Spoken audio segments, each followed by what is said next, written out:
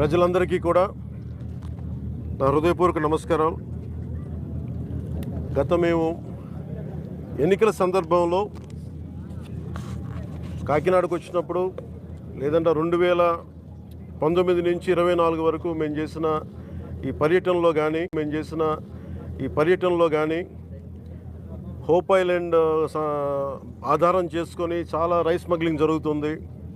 అసలు hope island ఎలా ఉంటుంది, ఏముంటుంది అని ఆ రోజు డ్రోన్ విజువల్ కూడా మేమే తీయించాం. ఆ రోజు మమ్మల్ని ఎవరు అలౌ చేయకపోయినా కానీ యువత, ఉత్సాహవంతమైన యువత వెళ్ళి డ్రోన్ విజువల్ మన మనోహర్ గారి ఆధ్వర్యంలో ముందు తీసుకెళ్ళి రిలీజ్ చేసాం, ప్రపంచాన్ని తెలియజేసాం.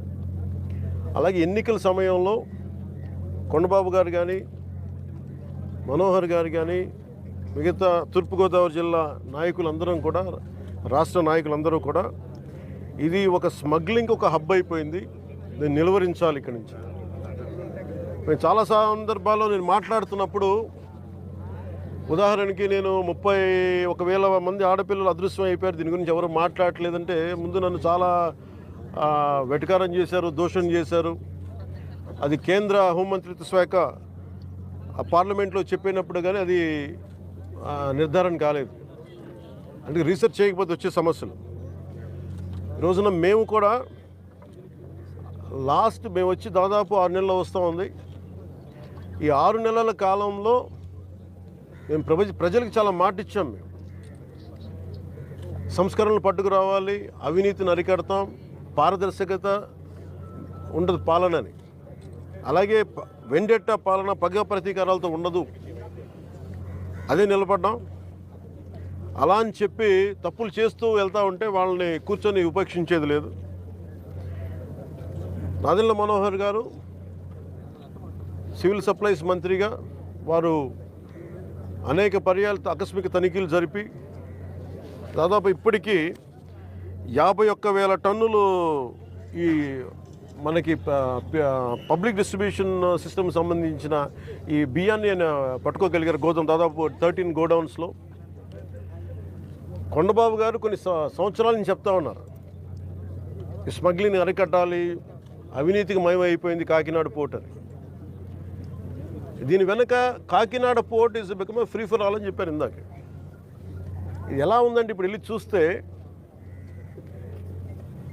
దీనికి ఉదాహరణకి ఇక్కడ మీకు ఇన్ఫర్మేషన్ అంటే నేను just to be more authority authentic I'm saying మీకు ఇది కొంచెం చదివి చెప్తున్నాను. ఇది మీకు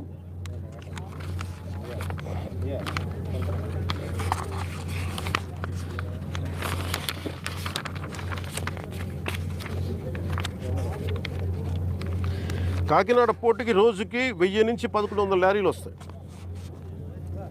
ఇది ప్రపంచంలో వివిధ ప్రాంతాలకి బియ్యం ఎగుమతి చేసే ఆ పోర్టులో చాలా కీలకమైనది.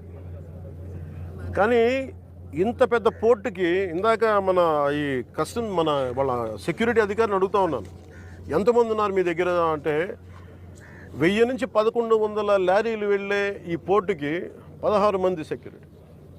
లారీకి ఎంతమంది ఉన్నారు మీరు అర్థం చేసుకోండి. అసలు విచిత్రంగా మనోహర్ గారు పట్టుకొని కేసులు పెట్టి అధికారులకి చెప్పినా కానీ, అటు పోలీస్ కానీ, రెవెన్యూ కానీ, సివిల్ సప్లైస్ కానీ యాక్షన్ చాలా నామమాత్రంగా తీసుకుంటా ఉన్నాను. నేను చాలా సందర్భాల్లో ఆయన అడుగుతూ ఉన్నాను, క్యాబినెట్ మీటింగ్స్లో అడిగాను ఏం జరుగుతుందని. నేను ఒకటే ఏం చెప్పానంటే, ఇందాక మన మనోహర్ గారికి వీళ్ళకి మనం ఏ యాక్షన్ కనుక మనం ముందుకు తీసుకెళ్ళకపోతే వీళ్ళు ఇన్ని మాటలు చెప్పి దీన్ని ఏమి ముందుకు తీసుకెళ్ళలేదేంటి అన్న అపవాదం మనందరి మీద ఉంటుంది. మన ఇంటెన్షన్ వేరు, జరుగుతుంది వేరు, మన యాక్షన్స్ దాని కాన్సిక్వెన్సెస్ సరిగ్గా వీళ్ళు సహకరించట్లేదు. ఇది ప్రజల దృష్టిలో పెట్టాలి. ఇది నిన్న ఢిల్లీ నుంచి వచ్చి అసలు యాక్చువల్లీ ఈరోజు నాకు ఈ ప్రోగ్రాం లేదు. నాకు ఈ రోజున నిన్న రాత్రి స్టెల్లా అనే షిప్లో ఇన్ని 100 టన్నులు పట్టుకున్నారు, పనామాకు సంబంధించిన స్టెల్లా అనే షిప్లో.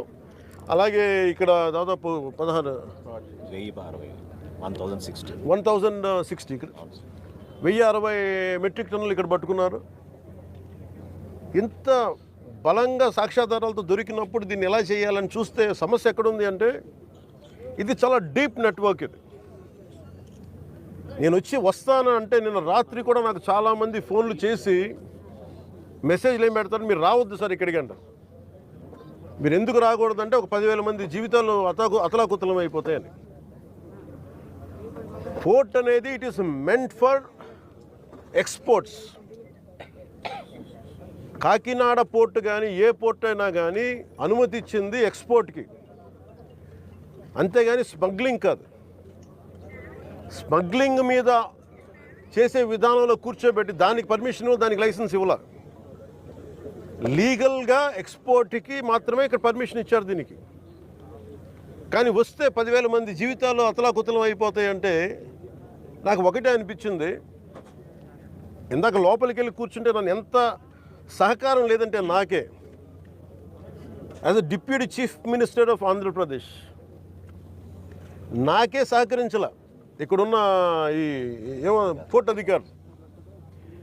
షిప్ అక్కడ స్టెల్లా అనే షిప్ ఉంది, పైకి ఎక్కాలి. దాన్ని ఒక దాదాపు 6 కంపార్ట్మెంట్స్లో దాన్ని ఏముంటుందని 6 కంపార్ట్మెంట్స్, 3 కంపార్ట్మెంట్స్ ఇది ఉంది. దాన్ని సీజ్ చేసి అక్కడ ఆఫ్ చేసాం. లోపలికి వెళ్ళి చెక్ చేద్దామంటే ఈ అనుకూలంగా లేదు మీకు పైకి ఎక్కడానికి అని చెప్పి అక్కడే తిప్పుతున్నాను నన్ను.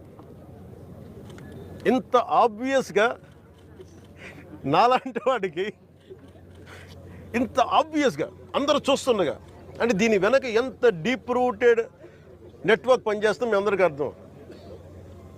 కొండబాబు గారు కూడా అదే చెప్తా ఉన్నారు. చూడండి సార్ ఎలా ఉందంటే అదే చెప్తా ఉన్నారు.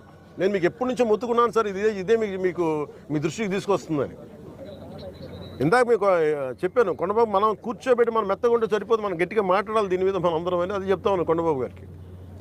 మనోహర్ గారికి ఆయన being a civil supplies minister నాకు ఏమి చేయాలి, నేను ఎన్నిసార్లు చేసిన యాక్షన్ ముందుకు వెళ్ళట్లేదంటే డిస్ట్రిక్ట్ సివిల్ సప్లైస్ అధికారిని పిలిచి నేను అడుగుతాను రాగానే. నేను ఇక్కడున్న సెక్యూరిటీ అధికారిని అడిగా, చెక్ పోస్టుల సెక్యూరిటీ అధికారి, మీకు పర్మిషన్ ఎవరు ఇచ్చారు, హూ చెక్స్ దిస్ అంటే మాకు నో అబ్జెక్షన్ సర్టిఫికేట్ ఉంది. ఎవరు ఇచ్చారు మీకు, దాని మీద అధికారికంగా ఏమైనా ఉత్తర ప్రత్యుత్తరాలు ఉన్నాయా? సమాధానం లేదు. డిస్ట్రిక్ట్ సివిల్ సప్లైస్ అధికారిని అడిగితే ఓకే నా కలెక్టర్ గారు చెప్పారు, కలెక్టర్ గారు మీకు అధికారికంగా మీకు ఇచ్చారా, మీకు సమాధానం లేదు. ఇవన్నీ చూస్తుంటే ఇది ఏమైపోయిందంటే బాగా చాలా డీప్ ఇంట్రికేట్ నెట్వర్క్ లాగా ఉంది. మన రాష్ట్రం మీరు చూస్తే 25,000 టన్నుల heroin South America, that from Colombia నుంచి వైజాగ్ పోర్ట్లో దొరికింది.